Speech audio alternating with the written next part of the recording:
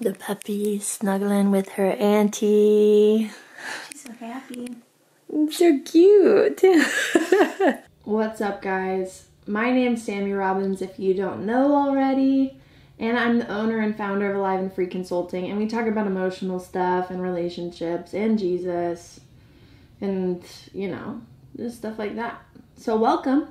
I'm going to do a Q&A today. I did a Q&A on my Instagram the other day, and if you're not following me, you can go to at SAMMIROBBINS with an underscore. But I'm gonna answer I'm gonna answer some of the questions that came in on my Q&A that I didn't get to on Instagram. And so, woohoo, let's go. Okay.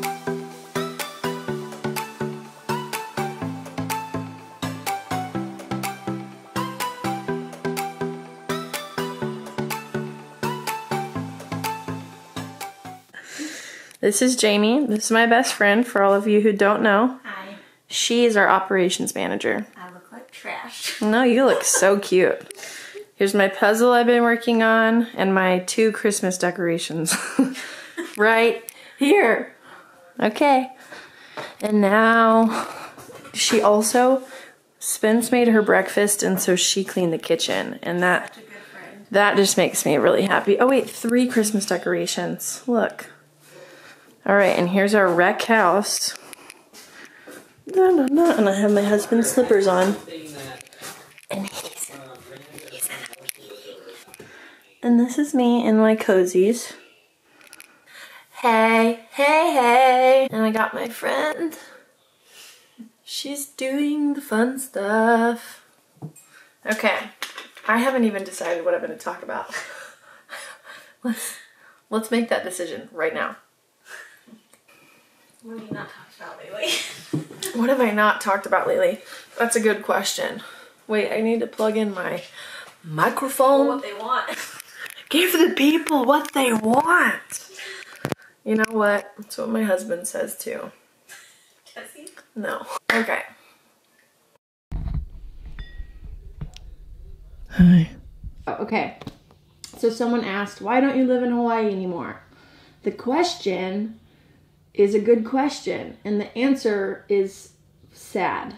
I do live in Hawaii. I'm just not ever there, but we also live in Redding, and we moved here because all of our friends are here, and I have family here, and we have family in Southern California. And so after being married for 2.5 years and doing life pretty much on our own, we had only built new relationships with people when we got married. And I think that after a couple of years and walking through the ups and downs of marriage, we were just like, we need people. Like, we want people who know us, that we have history with. We want more support in marriage. And so we have been building relationships here. And so we're kind of popping back and forth from Redding to Maui. But we've spent more time in Redding lately, which is really sad because it's winter and it's cold and it's raining. So that's why we're here. Okay, someone else asked me, how long are your workouts? What type? Times a week? I do a lot of different stuff. I do CrossFit. I also go for long walks. I occasionally run, and I do weightlifting and a little bit of, like, I don't know, what'd you call it, Pilates stuff? But I pretty much do CrossFit 3 to 4 times a week. It's really good because I get to work out my whole body and work out things I don't like to work out.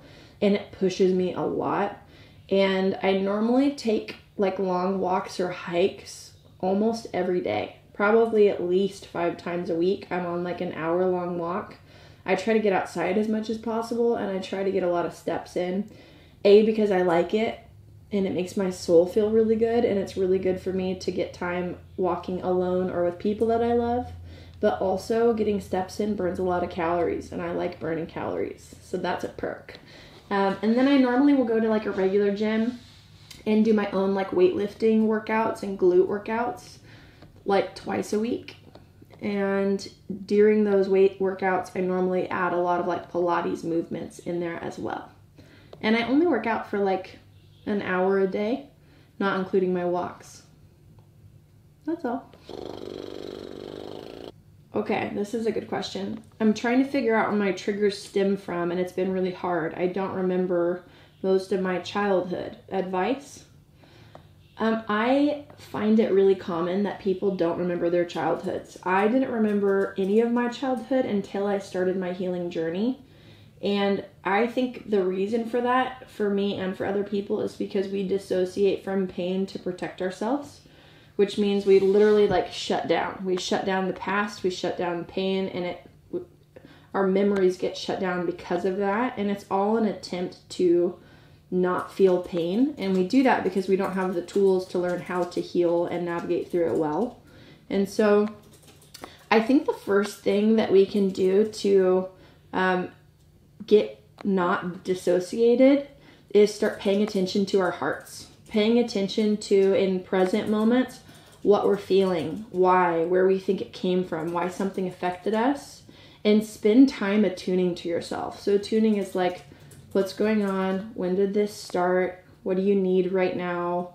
What can I do to love you? I'm saying like self-talk like that. And so if you start practicing like on a daily basis and even on an hourly basis, checking in with your heart and figuring out what's going on and figuring out like, heart, what do you need right now to feel safe? What do you need right now to feel covered? And sometimes for me, that looks like my heart saying like, I need alone time, or I need to be validated, or I need you to remind me that everything's going to be okay, or I need connection with God. Like whatever it is, I've found as I've gotten more attuned to myself that my heart will tell me what I need. And when we build trust, taking care of our heart's needs presently, it will feel safe enough to let pain surface. But I think our hearts don't trust us because we've shoved them and suppressed them and violated and disconnected from them for so long that everything gets shut down. So the more you can cultivate safety and trust and attunement, your heart will start trusting that its needs are going to get met, and things will start surfacing over time, and then you'll get more clarity on childhood memories and where triggers are rooted in and things like that. So daily create safety for your heart. Ooh, this is a good question. How do you manage stress and overwhelm with life? I feel like I'm breaking down. Self-care. Stress and overwhelm is always relative. Like every person has different stressors, different responsibilities, different requirements and expectations on their life. And I think an easy thing people can do is compare or try to disqualify. Well, like that person's not tired because they don't work as much, or they don't work as hard, or whatever it is. But that person might have more weight and more responsibility and more whatever. And I think the big game changer in how we navigate through that is how well we're actually taking care of ourselves. And for me, I used to think that self-care looked like making sure I got my nails done and making sure I just had alone time and like little things like that. But actually, self-care looks a lot more like how I'm spending my alone time and how I'm taking care of myself. So it looks like me making sure I have time with God every single day and making sure that I'm not in self-reliance and self-sufficiency.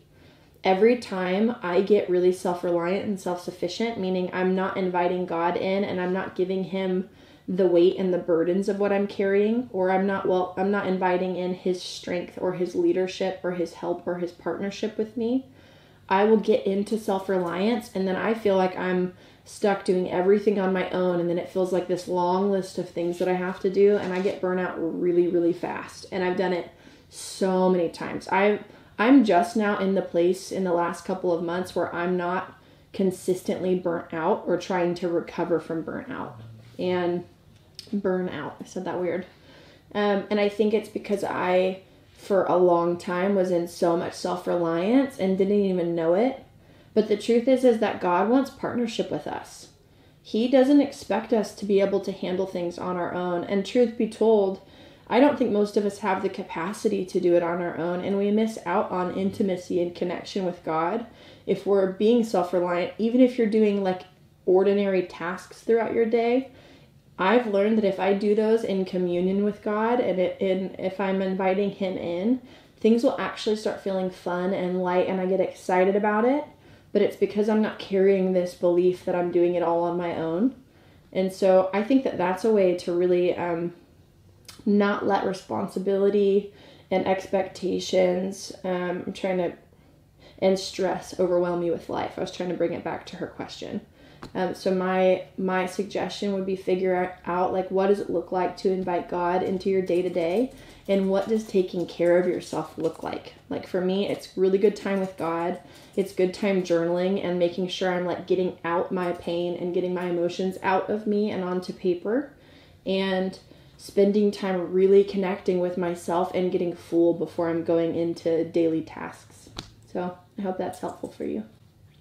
Someone said, I do. I love it. I love autonomy.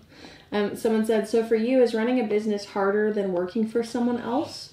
Or does the autonomy of running a business make up for it?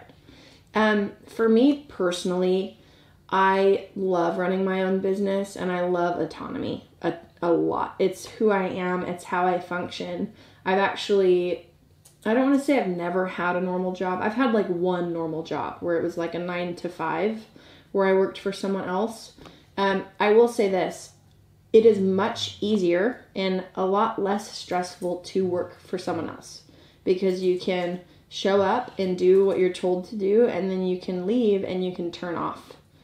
And that is a gift, let me tell you.